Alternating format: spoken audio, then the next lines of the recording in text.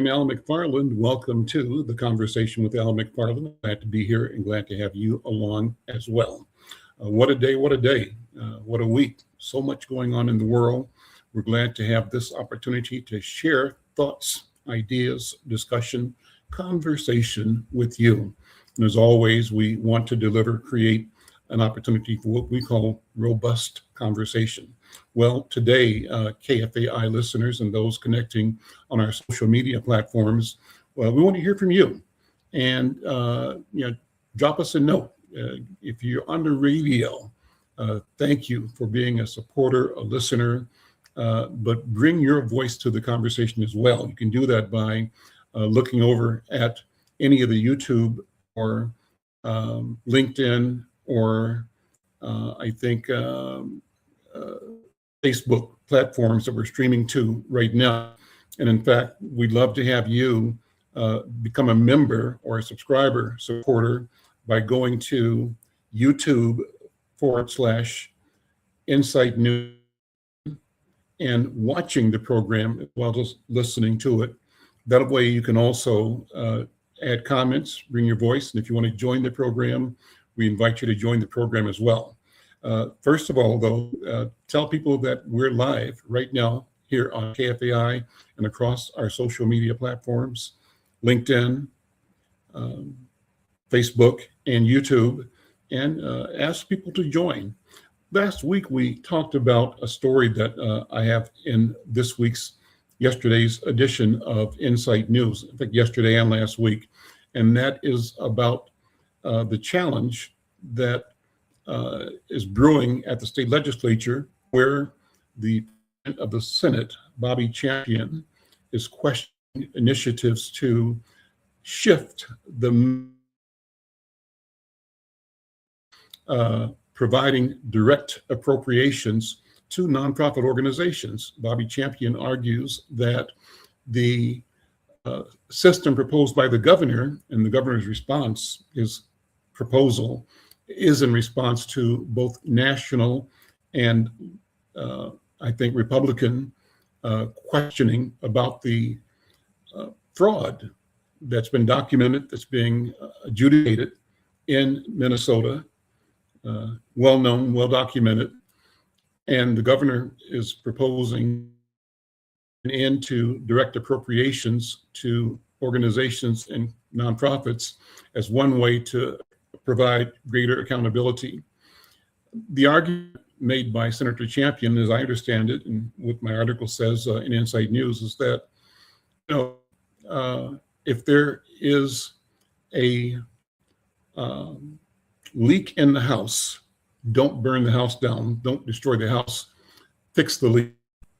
And so the system of making direct appropriations addressed the reality that there's a two-tiered system that allows well-resourced organizations, nonprofits, businesses, to have the ability to request and win competitive bids. But smaller organizations that are closer to the ground don't have the wherewithal to do the same. So he raises the question, ought we always ensure through the process of direct appropriations that organizations in communities that have traditionally been underserved can have a chance to work on solving problems in their community using the resources of the state to do so. And your thoughts on that? I want you to, if you would, go to news.com. You'll see the story, the two stories there. One is a news story and one is an op-ed that I wrote. Perhaps I'll share again before this show is over today.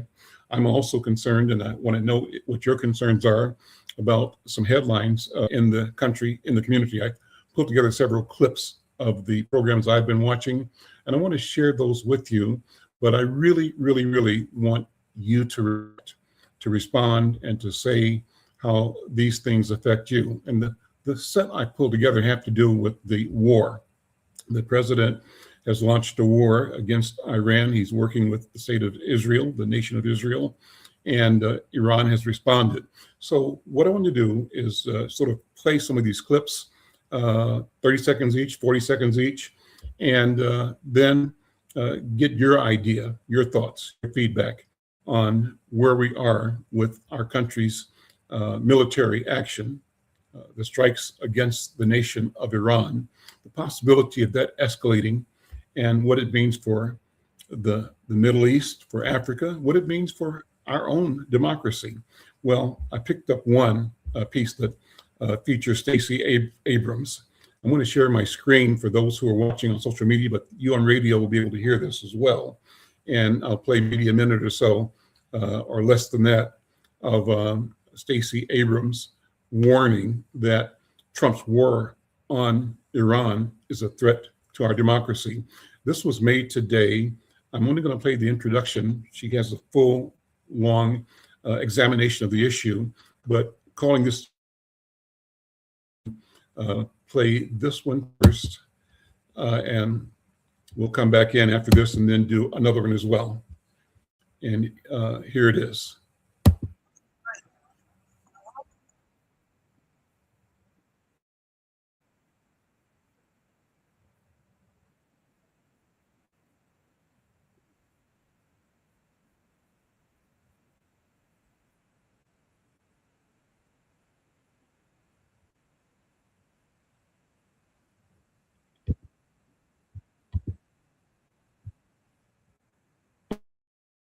So what do you think?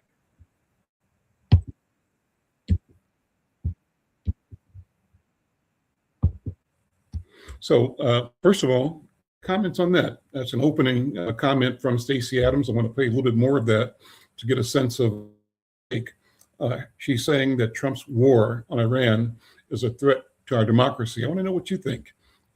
Join me, join the conversation, put your comments in on the comment, shout you out. Let us know where you're listening from, watching from, and let's have this conversation. Let's continue with a little more of that stream from Stacey Abrams. Let me load it up again. And, you know, it's hard to not feel overwhelmed right now. So much happening. And the key for me is together. How do we figure out what the connection is, the through line for all of these? I'm going to play more of the Stacey Abrams report or comment. Here it is.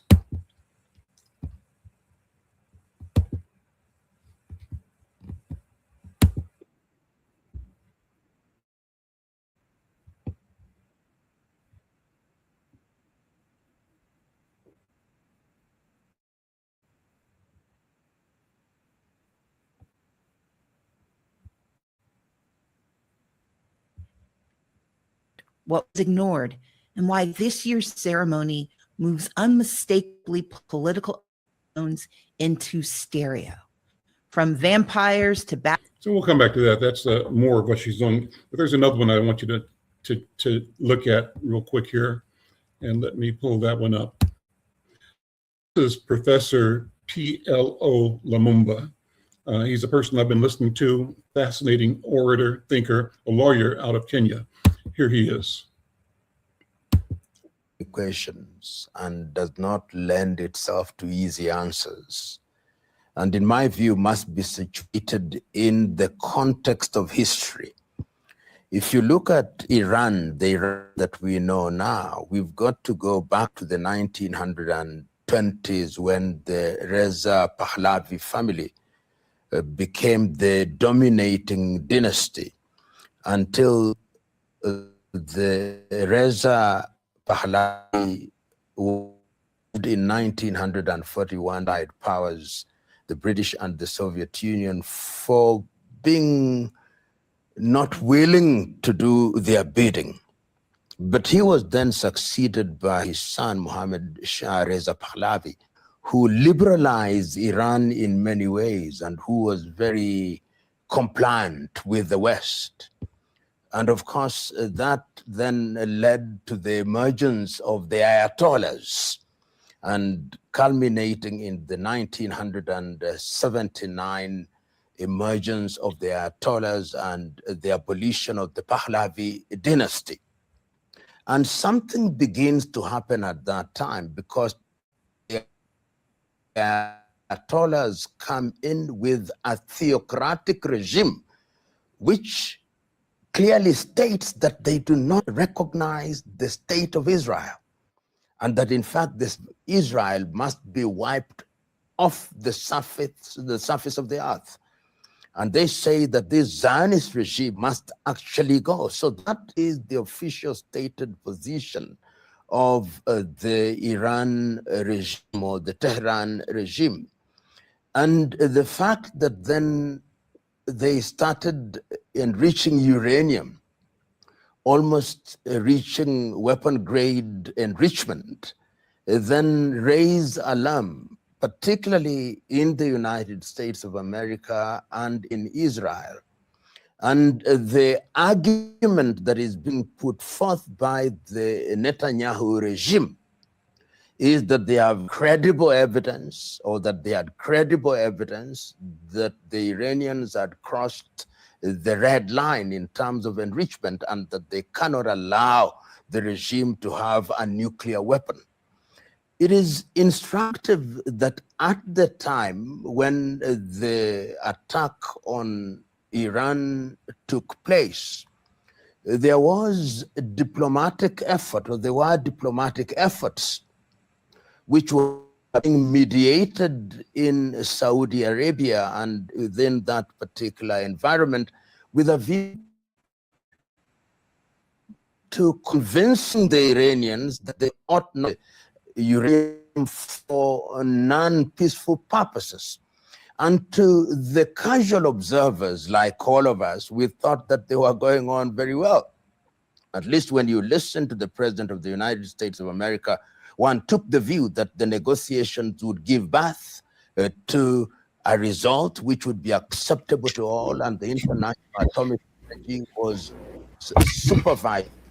But for some reason, in what in the eyes of many appears to be a unilateral decision by the Israelis, but what we now know, had the nod of the United States of America, there is a conflagration which has resulted in a tit for tat, and which is affecting populations. We have seen in the last one week the Israelis saying that they now have air domination over the whole of Tehran. We have seen the use of hypersonic missiles which have hit Tel Aviv and have hit Haifa. And for the first time, we see a disruption of normal life in Israel, which had not taken place during the conflict in Gaza, and even when the Houthis were launching their ballistic missiles from Yemen. So let me stop there and welcome in my friend Jonathan Palmer. Jonathan, good afternoon. Welcome. Good to see you again, my friend. How you doing? Doing pretty good, Al. Very nice to be here with you and join you. Glad to be part of the conversation.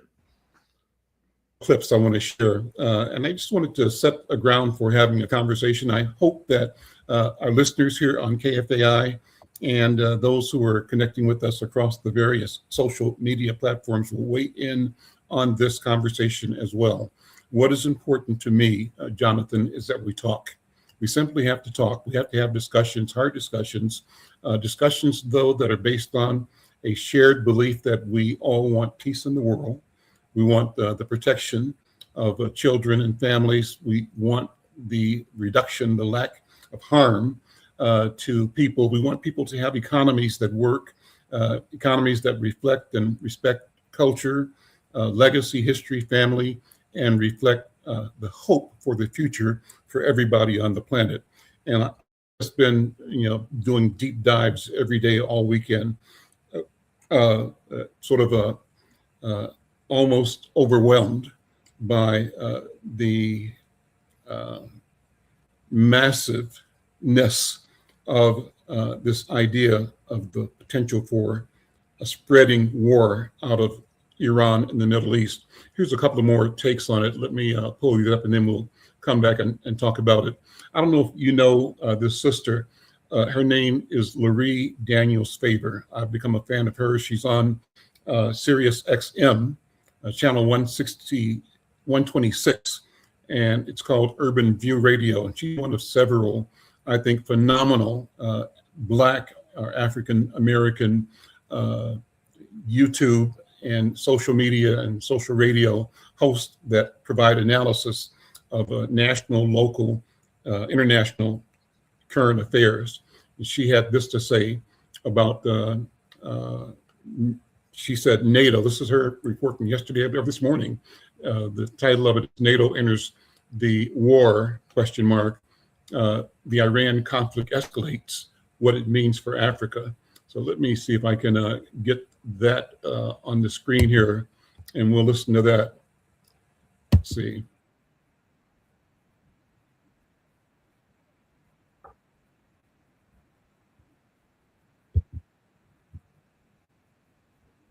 Can you hear that, Jonathan? I'm not hearing anything.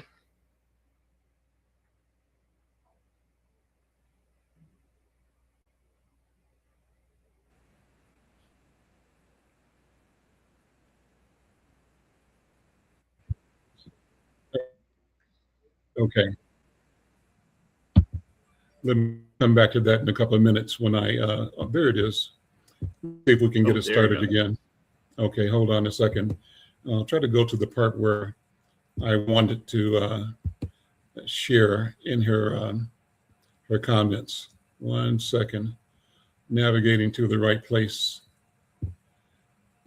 Let's see, three.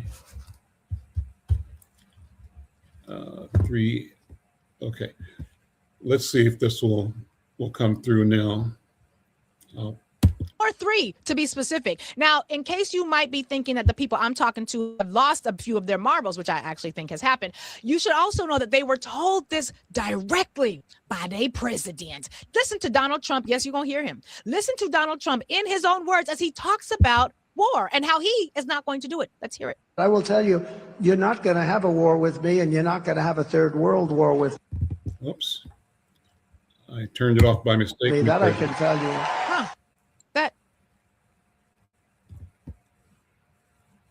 That's said that, huh? Yeah. I don't know. Maybe he forgot. It's possible he forgot, because he certainly seems to have not been remembering in remembrance of that when he decided to make the decisions that were made over this weekend, if he actually was the one making the decisions. One of the questions that I know a lot of people have had is why this war and why now? And frankly, that really depends on who you ask. Now, if you ask the Christians, not the Black Christians who are actually followers of Jesus, not the actual Christians who actually believe in the word of Jesus. I'm talking about the white Christian nationalists. If you ask the white Christian nationalists why this war and why now, the answer may be so far back in history, it might surprise you. They want to go back to the book of Revelations. You should know that right now it's being reported that in the Pentagon, this war with Iran is being portrayed as a biblical war, a war that is going to bring about the rapture of the church, because it's going to bring Jesus back. Because you got to remember, this country is led not just by white narcissists, it's also led by white Christian nationalists who actually believe that the book of Revelations is a prophecy. Now, I am about to step on some religious toes. I'm going to be kind about it, but I just need you all to know that when you are someone who only reads the Bible and you are not a scholar as to how the Bible came to be, you will believe anybody's interpretation about the Bible. Because let me stop there with that, and let me try one more clip, Jonathan. All of this is fascinating. And we did that one already. Okay, I think that's all I have right now. So let me stop the sharing. And Jonathan, me and you, thanks again, brother, for being here. Good to see you. So I see you're wearing some nice hardware there. What's going on? So I am in a transitional care unit right now. I'm recovering from spinal surgery. So I had a thing called spinal stenosis that get diagnosed in January. And so I had surgery in February. Okay. Well, thank you for I had to learn use my hands and things like that. So this is right now to keep everything in place and not to make any wrong moves at any point. All right. All right. But the So, go ahead. oh, I was just gonna say, it's, that still, I can still talk, I can still think, and being on this show is one of the things that I love the most. So, very glad to be to discuss this with you. Thank you. Well, let me do this. I'm going to switch my internet link from one to another. Let me have you take a few minutes while I do that, just to give your reaction over the weekend as you watched the Iran invasion unfold. Were you surprised, first of all? Were you expecting it? How did you put that in a line of activity with what happened recently with Venezuela? And so what are the general thoughts? I'm going to take myself off the screen and have you just share your thoughts, okay?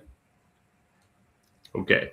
Go ahead. So what was a little funny about this was all of this took place at the same time I was moving from the hospital to the transitional care unit. So when I woke up, there was this whole thing about how the U.S. had already invaded and gone into, well, how the war had started. And it took them, all of 5 minutes to go ahead and name it as a war, as they did. And listening to that sister, she was spot on. The reasons for this invasion keep changing and evolving. I heard Marco Rubio talking about how the whole idea was we attack them preemptively because if somebody else attacked them, they would attack us. And you can't help but start thinking about sci-fi movies like Tom Cruise and Minority Report and the pre-crime, where you go ahead and you eliminate the threat before the threat even exists. This whole idea of we're going to go ahead and attack them just in case they're going to attack us. This is about regime change. Oh, but it's not about regime change. This is about defending the United States, but it's about freeing the people. It's, spin the wheel and throw a dart and pick a reason, and they can't settle on one. And right now, there's one of the watchdog groups which is reporting out they were nowhere near close to developing enriched uranium or any other materials they needed to create a nuclear bomb. And so what you have here is a war of convenience and a war of wealth. You have what has been happening with Israel. And I think it's really important to make a distinction between the state of Israel and the Jewish people. Mm-hmm. That I have a lot of Jewish friends who are very upset with what has been happening with the state of Israel and with the government there and the actions they're choosing, especially with Netanyahu. And so it's important that we don't confuse and conflate Jewish people with the Israeli state, because those are separate. Some people may be on both sides. Even important, Jonathan, to recognize that within the Israeli state, there are a variety and competing points of view. And so we're really talking about the regime that's in power in Israel right now, because one could argue that doesn't represent the sum total of all of the Israeli people who are diverse more than we think. So make that right. And it's like saying that Trump represents all of America, and we know that he doesn't. Exactly. We know that he doesn't. So the same dynamic and tension exists there as well. And I appreciate the fact that you want to be very clear about not conflating the rich history, legacy, and presence of the Jewish people, in Israel and around the world, with what is happening in a state that has a situation that's similar to ours, in that its leader is at risk of judgment from his people, and this escalation is one way to deflect from the consequence and doesn't ripple of wrongdoing. And what is that? Right. And so why are some people calling this the Epstein War? Referring to Trump's rush into supporting. So I'll stop there. Go ahead and go. Well, and that's exactly what this has become. I mean, I've heard things called Operation Epstein files or Operation Distract from the Epstein files. You know, what you're seeing consistently is the moment something comes up that is going to draw attention either towards the Epstein files or draw attention towards how bad Donald Trump is doing in the polls, how bad the Republican is doing. It's no coincidence that all in the same weekend, they've tried to go ahead and figure out ways to take control of the elections next year, that more files have come out from the Epstein point. One that is rumored to have allegations of rape and sexual assault of a teenager by the president that has been hidden by his staff, and that you have suddenly we're invading Iran under the pretense of they were creating enriched uranium and nuclear bombs, when they don't have the capabilities to do that. And now you're seeing the fallout where people are being attacked all around that region, and bases of the U.S. that are around in that region, the embassies are being attacked, and other countries who had nothing to do with this are now starting to raise the alarm.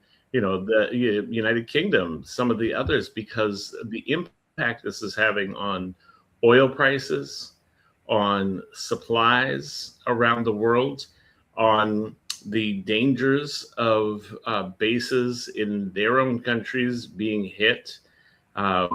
Iran is, attacking every place in order to bring in, more people to the conflict, to raise this larger.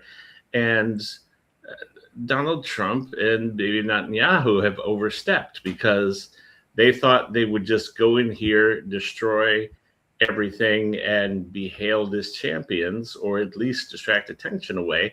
And now there's all these unintended consequences of other countries being impacted and drawn into this, who are going to put pressure on the United States to stop this, not join in and rally behind them. So what do you think is going to be the outcome? I fear that they said at first a day or two. Now then they said a week, and now Trump is saying it could last 4 or 5 weeks, and he's also saying, we've got the capacity to carry this forward for a longer period of time. Where do you see it going?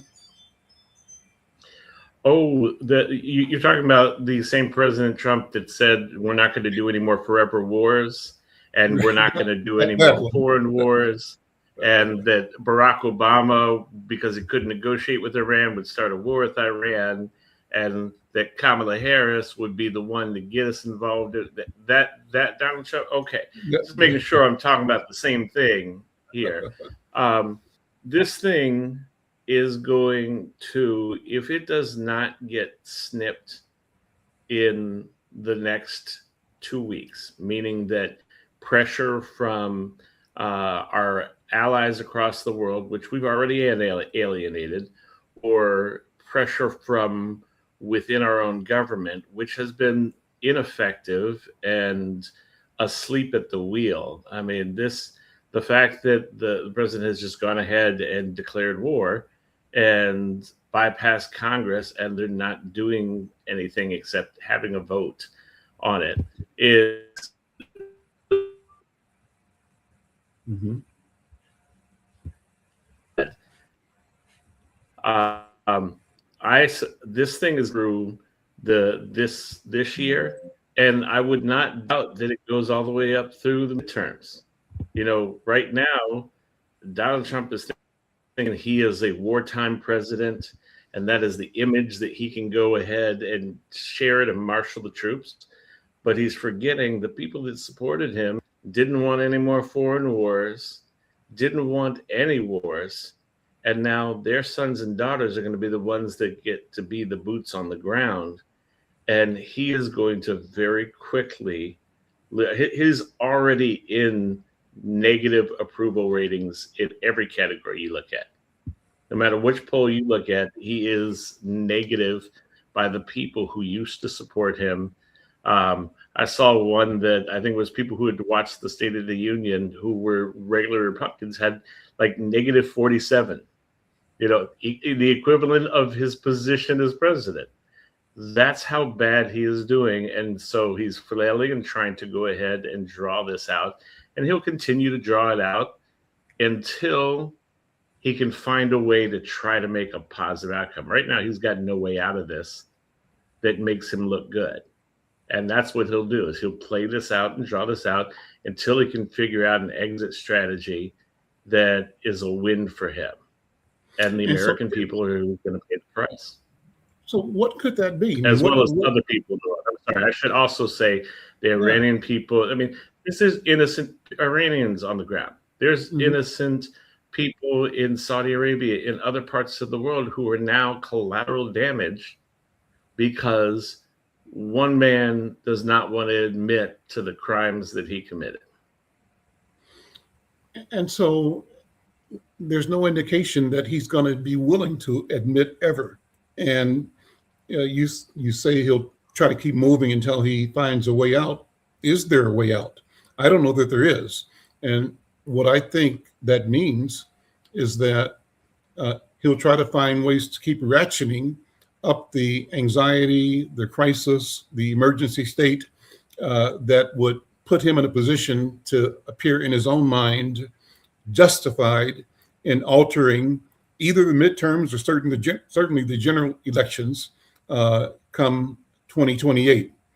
And if either of those scenarios happen, you know, some people in my circles are saying that his effort, as you mentioned, to try to nationalize the elections is an attempt to gain control and to steal even the midterms. What's going to happen? Yeah. And right now we're at a really pivotal point because there are a lot of efforts. The president has his fingers in too many pies right now, and that's just it. Is that there are all these ways in which they're trying to go ahead and maintain control and maintain what they have in terms of the current grift and the money-making schemes and the advantages and the truth being hidden away. But it's spread too far. That's the problem, is they went too far. They went to Venezuela and took over Venezuela. And now he has listed himself as the president of Venezuela, temporary president. But now we got a war in the Middle East that is spreading rapidly. Then there's controversy at home because of how he treated the U.S. women's hockey team. I mean, they are one of the best.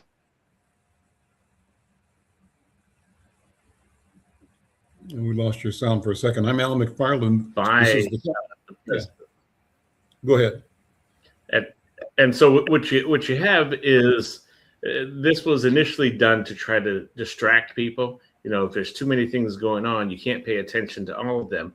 But I think they've lost control of the story. And all these things going on, they're now having to deal with and try to, put a clamp down on, but they don't have enough pieces on the board to be able to do that because they keep spreading themselves thin and not realizing when you send, the National Guard to states that are doing nothing but standing up for their rights, and you use ICE to go ahead and kill U.S. citizens and have them spread across the country doing that, you don't have enough power to go ahead and maintain the military and maintain all the pieces that you're trying to do. So they're playing, he thinks he's playing 3D chess, and really he's playing 5D chess. Mm-hmm.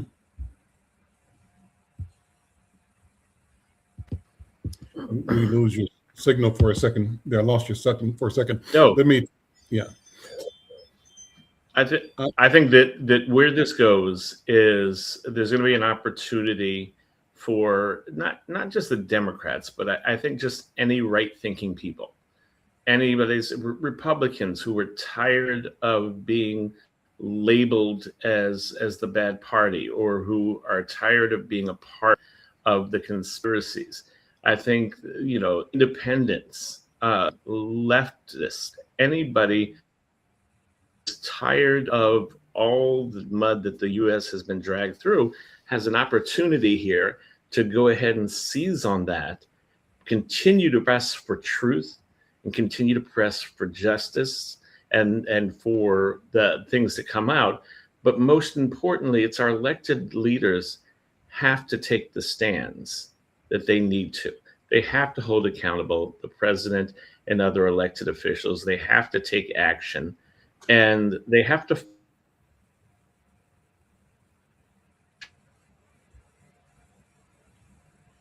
down in some regards as very much right. The choice they made, the decision, the tariffs was a really good one. It's an important one. And that's another front that he's now having to fight on, and he doesn't have the control that he thought. So I think this ends up blowing up and exploding with all of these things coming to a head at one point, in the course of this year or the early beginning of the next, and that it all collapses in on itself. And I'm hopeful that our government can survive that. I think your description is more optimistic than mine. As dire a picture as you have painted just now, that is still more optimistic than I'm able to pull up. And I call myself the optimist, because I'm looking at the doomsday scenario. And for me, the doomsday scenario is that they barrel headlong into their actual intent of consolidating and seizing permanent control and permanent power in this country, and in the doing, attempt to establish a permanent world order that basically, keeps the U.S. and Europe as solidly as the global north in control, with adversaries being both Russia and Asia, China.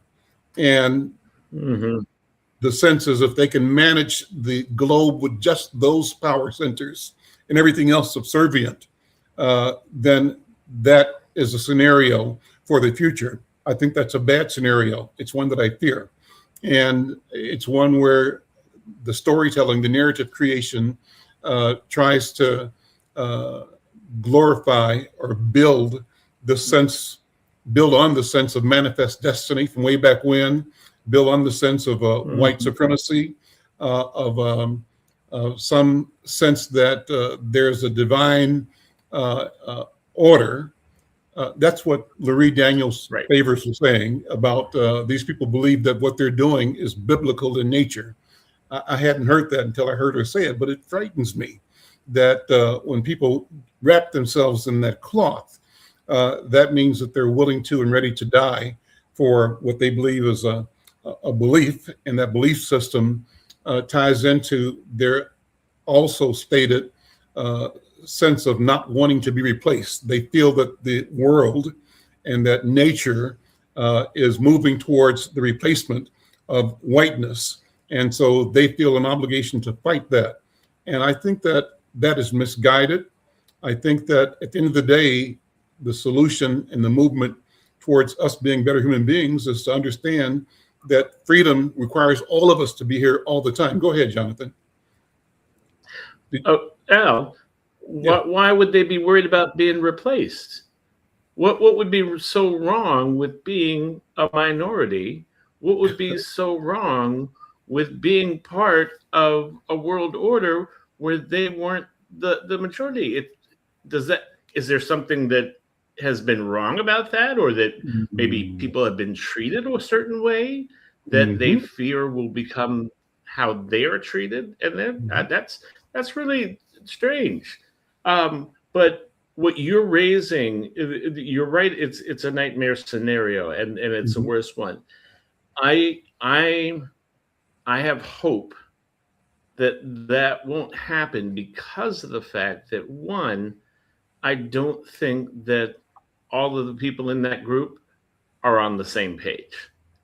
I Right. don't think that there are enough of them to really drive that piece. And I think that they radically underestimate the forces that will stand against them for justice and for freedom. I look and I look at the MAGA group. The MAGA group is so much under this misunderstanding that we're still in the 1950s, that they can go ahead and use white as right and take action based upon that, and they will get the same reception that we were forced to give them in the 50s. This is no longer that time period.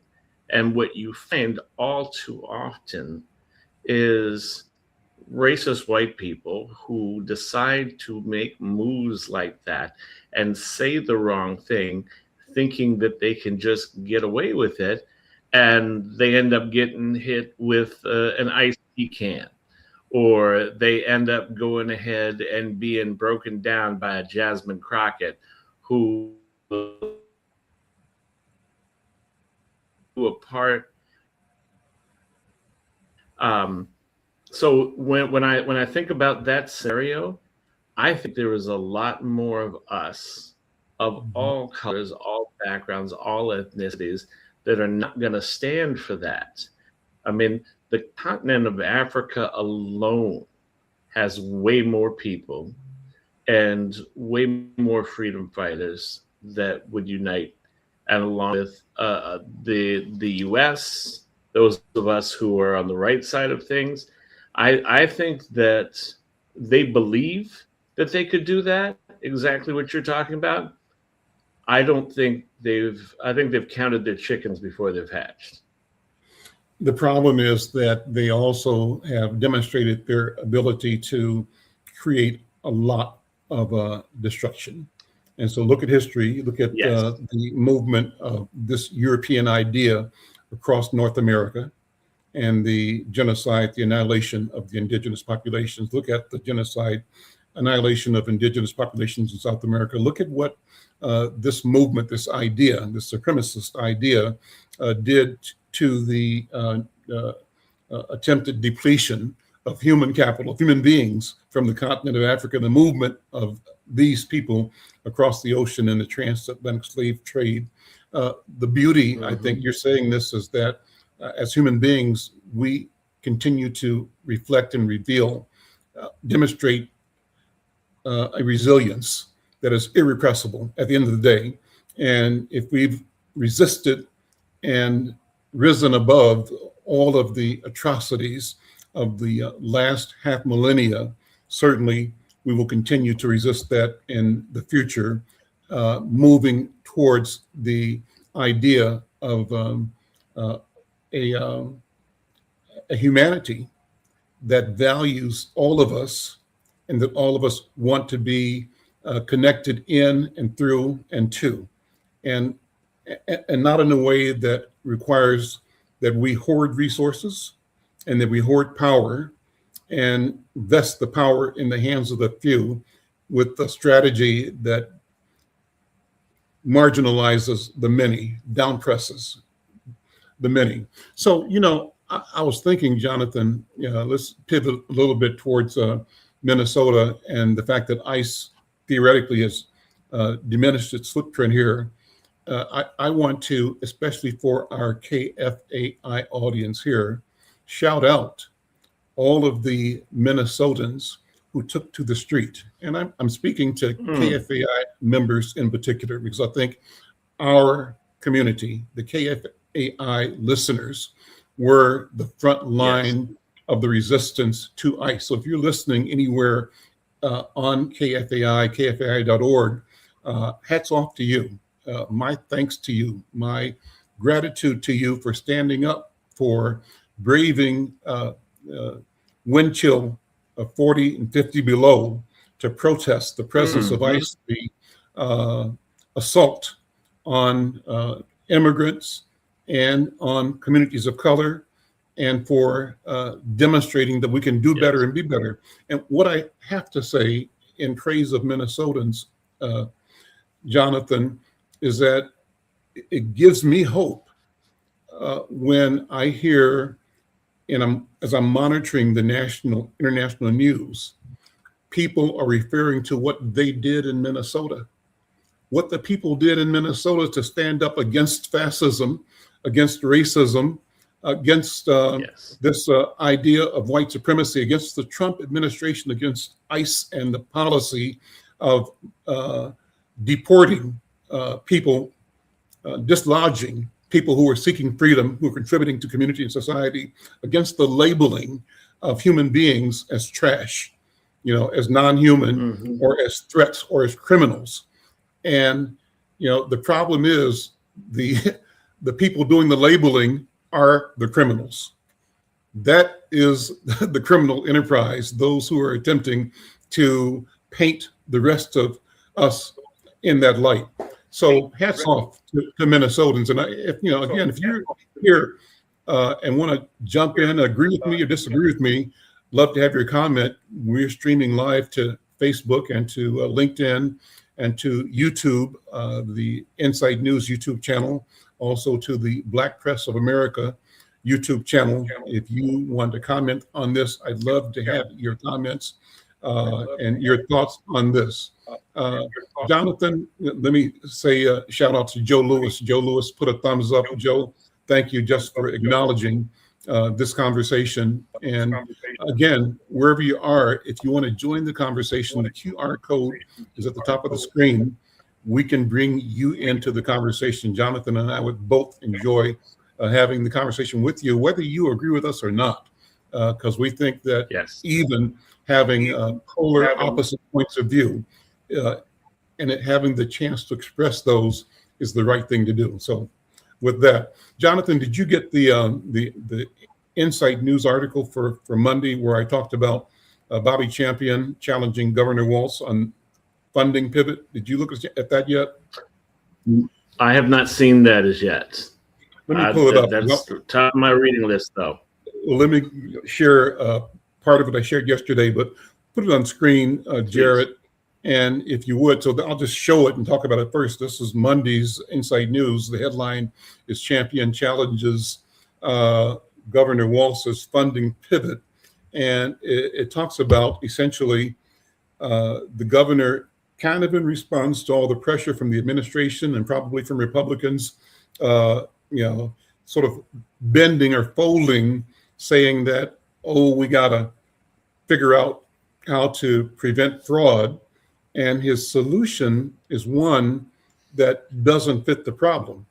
And so this story goes into that. But scroll down, if you would, to the bottom of this page, Jared, because I want to read again the short commentary that I wrote. Pull it up, and you can make it a little bit bigger so I can read it.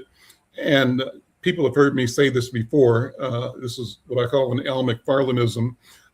They get the money, we get the misery. So how do we get to where I can see the whole thing on the screen at one time? So let me just read this. So the news coming out of St. Paul this week feels like a betrayal of the very communities that state leaders claim to protect. While Governor Tim Walz and the Trump administration engage in a high-stakes game of political chicken over fraud prevention. Grassroots organizations in Twin Cities and beyond are the ones being lined up for the firing squad. Governor Walz's proposal to end direct legislative grants is not a strategic reform. It is a structural eviction of Black excellence from the public square. By framing this as a response to the Feeding Our Future scandal, the governor is using the criminal actions of a few to justify the systemic exclusion of the many. Champion is right. If you scroll over a little bit, Senator Bobby Joe Champion is right to stand in the gap. Kudos to Bobby Joe Champion.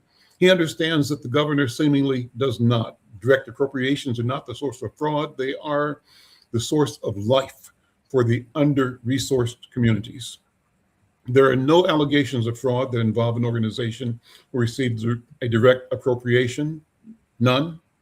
To make ending direct appropriations as a part of the anti-fraud package suggests that direct appropriations contributed to the state's fraud crisis. It is analogous to a man passing gas and blaming the dog. So Champion said this week, I will not vote for and will actively rally support against any bill that includes an end to direct appropriation. Scroll down, Jared, please. I am not willing to blame avenues used to invest in communities across our next column and down a little bit, across our state that are not the source or contributor to fraud.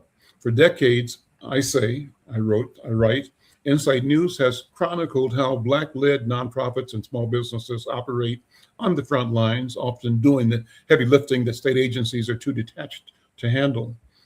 I say that we don't just promote the idea, the efficacy, and necessity of culturally centered services. We promote sovereignty, equity, and accountability. I say that we are the trusted messengers advancing the idea that our community must follow the money, challenging and exposing institutional injustices. And as I've often said, they get the money, we get the misery. That's a quandary. The governor's competitive bidding pivot assumes a level playing field exists. We know that it doesn't.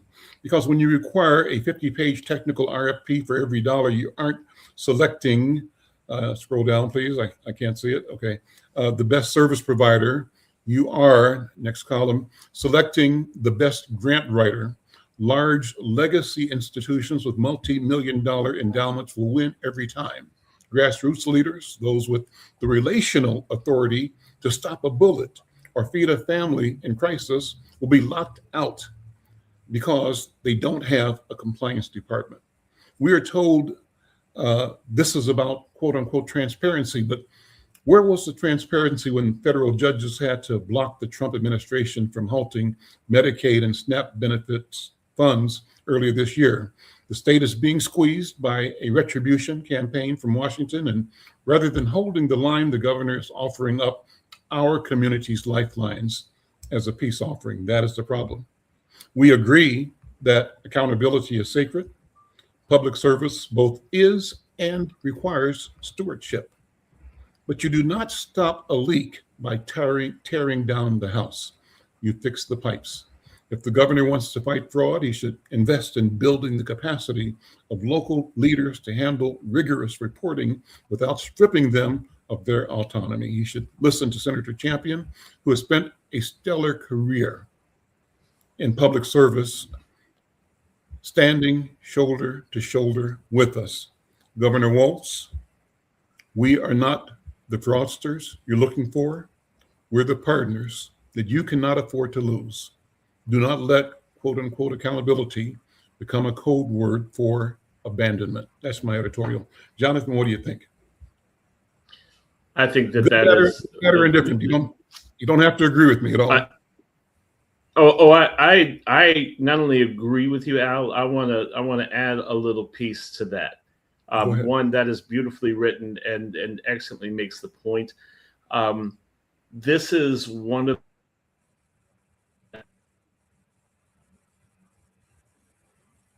sickens me about public dealing with local government. In 2020, the world shut down. The community that was there to save our state and our country was the nonprofit. Your voice is People fading would in and out. die So you may have in to- greater numbers if it hadn't.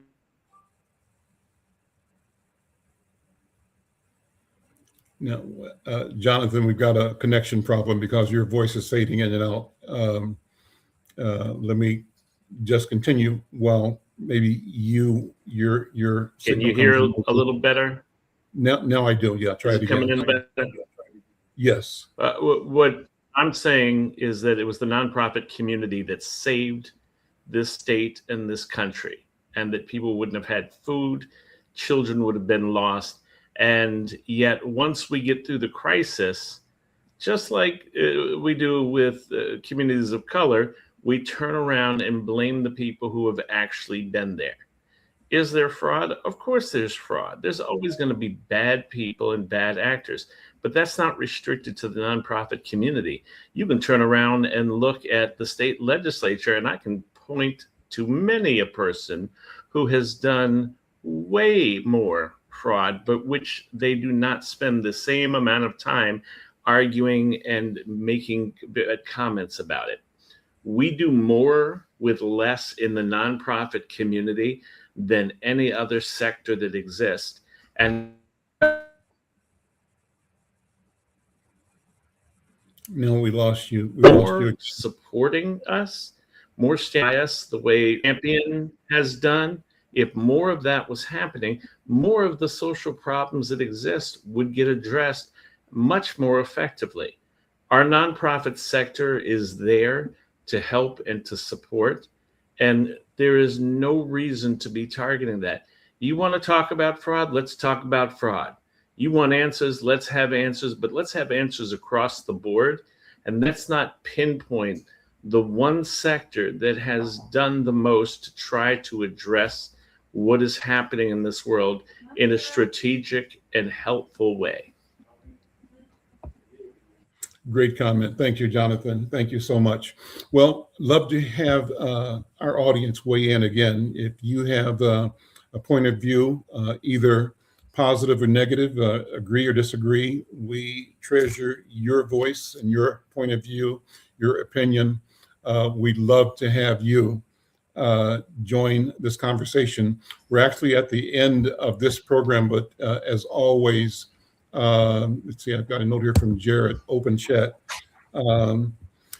Yeah, we're down to the last minute. Jonathan, as always, it's good to be with you, and thank you so much for your contribution. Get well, my friend, and Thank you. hopefully you'll keep recovering from your surgery and be back in full swing sooner than later. And thank you so much.